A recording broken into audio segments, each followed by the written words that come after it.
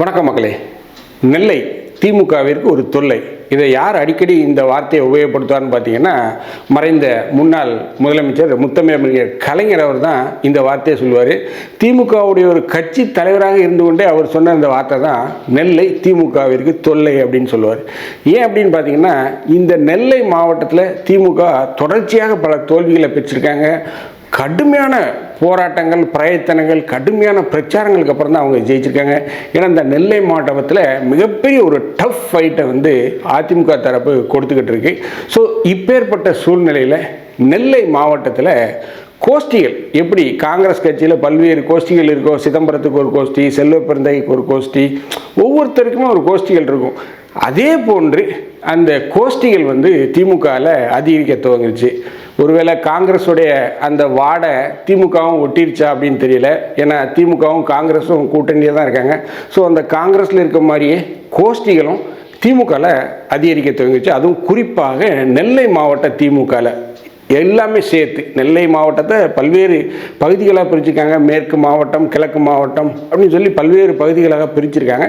So நெல்லை மாவட்டம் முழுவதுமே இந்த கோஷ்டி பூசல், அதாவது கோஷ்டிகள் அப்படிங்கிறது அதிகரிச்சிருக்கு. ஏன் அப்படின்னு பார்த்தீங்கன்னா, சபாநாயகர் ஆவுடையப்பன், முன்னாள் சபாநாயகர் ஆவுடையப்பன் அவர் ஒரு பக்கம் அரசியல் பண்ணி கொண்டிருக்கார். இன்னொரு பக்கம் பாளையங்கோட்டை தொகுதியுடைய தற்போதைய எம்எல்ஏவாக இருக்கக்கூடிய அப்துல் வஹாப் அவர் ஒரு மிகப்பெரிய ஒரு அரசியலை பண்ணி கொண்டிருக்கார். மேலும் அவர் நேருவோட மிக நெருங்கிய ஒரு தொடர்பில் இருக்கார். மேலும் இப்போ புதிதாக கிரஹாம்பல், வடக்கன்களம் பகுதியைச் சேர்ந்த கிரஹாம்பல், காவல் கிணறு அந்த பகுதிகளை சார்ந்த கிரஹாம்பல் புதிய மாவட்ட தலைவராக அவரை அப்பாயின்மெண்ட் பண்ணியிருக்காங்க திமுக தலைமை. மேலும் பார்த்திங்கன்னா அப்பாவு அவருமே ராதாபுரம் தொகுதியில் ஒரு மிகப்பெரிய ஆளுமையாக பார்க்கப்படுகிறார். இப்படி நெல்லை மாவட்ட திமுகவில் பார்த்திங்கன்னா மிகப்பெரிய அளவில் கோஷ்டிகள் இருக்குது. மேலும் பார்த்திங்கன்னா சமீபத்தில் ஆலங்குளம் தொகுதியிலிருந்து விலகிய எம்எல்ஏ பதவி ராஜினாமா செய்த மனோஜ் பாண்டியன் அவர் இருந்திருக்காரு. இப்படி பல்வேறு கட்சியிலிருந்து இணைந்த, பாஜகவில் இருந்து இணைந்த முன்னாள் பாஜக நெல்லை மாவட்ட தலைவராக இருந்த தயாசங்கர், இப்படி பல்வேறு பேர் பிற கட்சிகளிலிருந்து இந்த நெல்லை மாவட்ட திமுகவில் இணைஞ்சிருக்காங்க. ஸோ இப்படி ஒவ்வொரு தலைவர்களுமே அவங்களுக்கு தனித்தனியாக ஒரு கூட்டத்தை வச்சுருக்காங்க. ஏற்கனவே பார்த்தீங்கன்னா நெல்லை மாவட்டத்தில் கனிம வள கொள்ளை மிகப்பெரிய அளவில் நடந்துக்கிட்டுன்னு சொல்லி அறப்போர் இயக்கம் ஒரு பக்கம் குற்றச்சாட்டுகளை வைத்துக் கொண்டிருக்காங்க. சபாநாயகர் அப்பாவுடைய ராதாபுரம் தொகுதியில் தமிழகத்திலே மிகப்பெரிய அளவில் கனிம வள கொள்ளை நடந்திருக்குங்கிற ஒரு மிகப்பெரிய குற்றச்சாட்டை வைத்திருக்காங்க.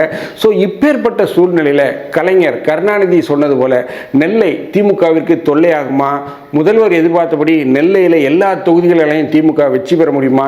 இந்த கோஷ்டி பூசல்களால், இந்த திமுகவில் இருக்கக்கூடிய கோஷ்டிகளால் திமுகவுக்கு என்ன மாதிரியான பாதிப்பு ஏற்படுத்த போகுது? தேர்தலில் இது என்ன மாதிரியான வெளிப்பாடுகளை ஏற்படுத்தும்? என்ன மாதிரியான பாதிப்புகளை திமுக கட்சிக்கு ஏற்படுத்தும்? அதை பற்றி தான் நம்ம இந்த நிகழ்ச்சியில் பார்க்க போகிறோம். நான் உங்கள் ஜோசப். வாங்க நம்ம இப்போ நிகழ்ச்சிக்குள்ளே போகலாம்.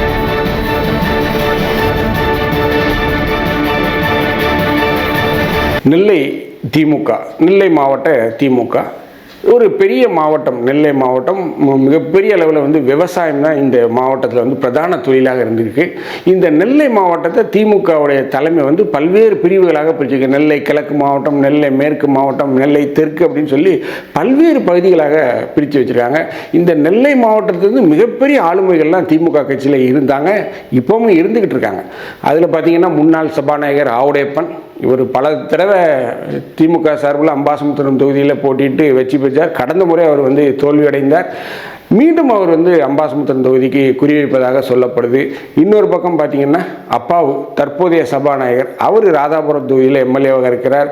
அவருடைய மகன் அலெக்ஸ் அப்பாவும் ரொம்ப ஆக்டிவாக திமுகவில் பாலிடிக்ஸ் பண்ணிக்கிட்டு இருக்காரு.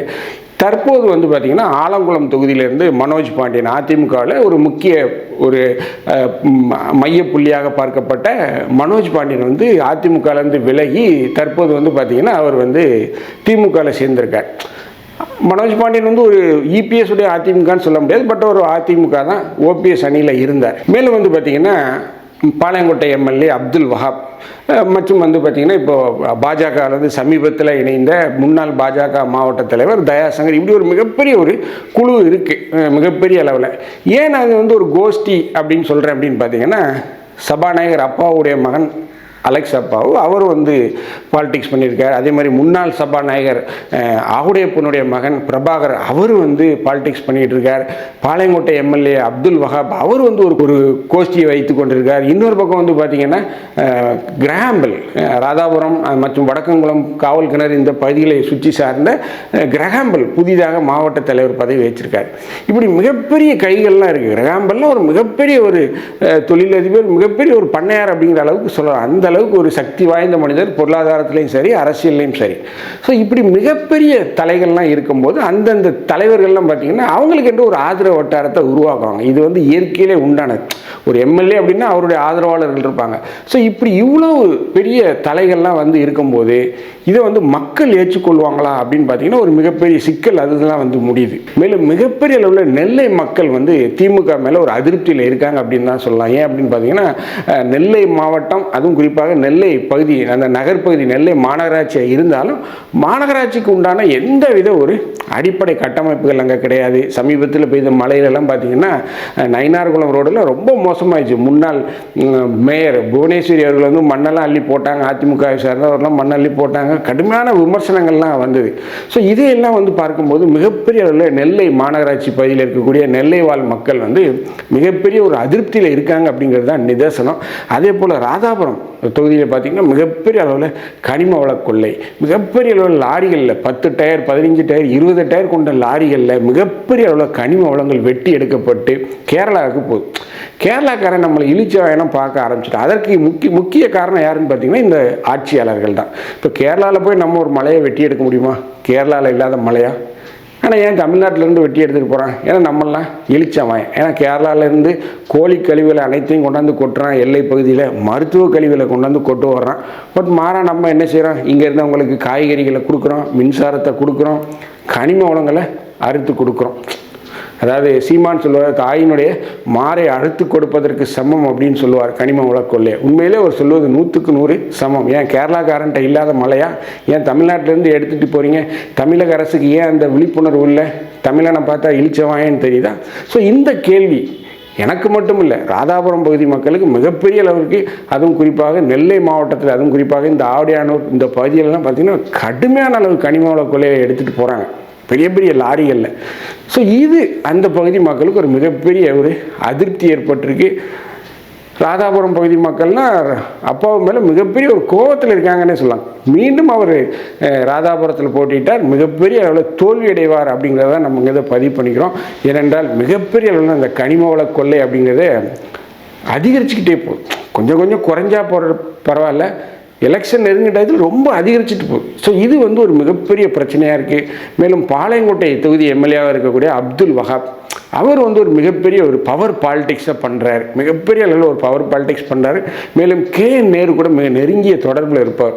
ஸோ அது வந்து அவர் தன்னை வந்து ஒரு அதிகார மையமாக வந்து காட்டிக்கொள்கிறார். இது திமுகவில் இருக்கக்கூடிய சில முக்கிய புள்ளிகளுக்கே வந்து அவரை பிடிக்கலை. மேலும் மிகப்பெரிய அளவில் அவர் வந்து ஒரு அதிருப்தி அவர் மேலே மக்கள்கிட்ட இருக்குது. மிகப்பெரிய அளவில் நலத்திட்டங்களை அந்த பகுதிக்கு கொண்டு வரலை அப்படிங்கிற ஒரு எண்ணமும் மக்கள் மத்தியில் இருக்குது. இவற்றையெல்லாம் வந்து நம்ம ஒரு கலவையாக ஒரு கோர்வையாக எடுத்து பார்க்கும்போது பார்த்திங்கன்னா நெல்லையில் சட்டமன்ற தொகுதியில் மிகப்பெரிய அதிருப்தி இருக்குது, பாளையங்கோட்டையில் மிகப்பெரிய அதிருப்தியில் இருக்குது, ராதாபுரம் சட்டமன்ற தொகுதியில் மிகப்பெரிய அதிருப்தியில் இருக்காங்க. அடுத்து வந்து பார்த்திங்கன்னா அம்பாசமுத்திரம் தொகுதி. இந்த அம்பாசமுத்திரம் தொகுதி தற்போது வந்து அதிமுக எம்எல்ஏவாக இருக்கக்கூடிய எசக்கி சுப்பையா தான் இருக்கார். அவர் வந்து ஒரு சாதாரண ஒரு கல்யாணம், ஒரு சடங்கு வீடு, ஒரு பால்காய்ப்பு வீடுனாலே முதல் ஆளாக போய் நின்று அந்த மக்களுக்கு வேண்டிய விஷயங்கள்லாம் செய்கிறார். ஸோ என்னை பொறுத்த வரைக்கும் அம்பாசமுத்திரம் தொகுதியை மீண்டும் அதிமுக வந்து கைப்பற்றுவது அப்படிங்கிறது மிக சிக்கலான விஷயம். ஏன்னா இப்போவே அவர் வந்து தேர்தல் பணிகள் எல்லாம் திரு எசக்கி சுப்பையா அவர்கள் துவங்கிவிட்டார். ஸோ என்னை பொறுத்த வரைக்கும் மீண்டும் அம்பாசமுத்திரம் வந்து திமுகவுக்கு கிடைக்காது அப்படிங்கிற மாதிரி தான் செய்திகள் வருது. ஏன்னா கடுமையாக விட்டமின் பா ஒருவேளை களத்தில் இறக்கி விடப்பட்டால், அளவிற்கு அதிகமான விட்டமின் பா இறக்கி விடப்பட்டால் ஒருவேளை வேணால் வெற்றி வாய்ப்பு இருக்குது. பட் ஆனால் கள நிலவரத்தை பொறுத்த வரைக்கும் திரு எசக்கி சுப்பையா அவர்கள் எந்த ஒரு விசேஷங்களாக இருந்தாலும் சரி, ஒரு காது குத்து கலை எதற்கு இருந்தாலும் சரி முதல் அழகாக செய்கிறார். அந்த பகுதியில் இருக்கிற கோவில் நிகழ்ச்சிகள், கிறிஸ்தவ நிகழ்ச்சிகள் எல்லாத்துக்கும் பார்த்தீங்கன்னா அந்த அன்னதானங்கள் அதுக்கெல்லாம் வந்து ஸ்பான்சர் பண்ணுறார். இது வந்து அவருக்கு அந்த பகுதியில் உள்ள ஒரு நல்ல பேரை ஏற்படுத்தி கொண்டிருக்கு. பல்வேறு மக்களுக்கு அவர் வந்து உதவி செய்கிறார். அவருடைய நிறுவனங்களில் அவங்களுக்கு வேலைகளுக்கு ஏற்பாடு பண்ணி கொடுக்கிறார். இப்படி ஒரு மிகப்பெரிய சில விஷயங்களை செய்து கொண்டிருக்கிறார். ஸோ அம்பாசமுத்திரம் தொகுதி வரைக்கும் தற்போதைய வரைக்கும் அங்கே எசக்கி சுப்பையா தான் அதிமுக சார்பில் போட்டியிட போகிறார். திமுக சார்பில் அங்கு போட்டியிட்டு வெற்றி பெறுவது அப்படிங்கிறது ரொம்ப சிக்கலான விஷயமாகத்தான் தெரிகிறது. ஸோ நம்ம சொல்லக்கூடிய கன்க்ளூஷன் என்ன அப்படின்னு பார்த்தீங்கன்னா, நெல்லை மாவட்டத்தில் ஒரு மிகப்பெரிய அதிருப்தி இருக்குது. ஸ்டாலின் சொன்ன மாதிரி நெல்லை மாவட்டத்தில் வெற்றி பெற்று ஆக வேண்டும் அப்படின்னு சொல்கிறாரு பார்த்தீங்களா. அந்த கட்சியில் இருக்கக்கூடிய 2ஆம் கட்ட தலைவர்கிட்ட விசாரித்த போதும் கள யதார்த்தங்களை ஆராய்ந்து செய்து பார்க்கும்போதும் திமுகவிற்கு நெல்லை கண்டிப்பாக ஒரு தொல்லை, வெற்றி பெறுவது அப்படிங்கிறது இயலாத காரியமாகத்தான் தற்போதைய சூழ்நிலையில் தெரிய வருகிறது. இந்த வீடியோ உங்களுக்கு பிடிச்சிருந்துச்சுன்னா தயவுசெய்து லைக் பண்ணுங்கள், ஷேர் பண்ணுங்கள், சப்ஸ்கிரைப் பண்ணுங்கள். மறக்காமல் உங்கள் கருத்துக்களை கமெண்ட் செக்ஷனில் சொல்லுங்கள். நன்றி, வணக்கம்.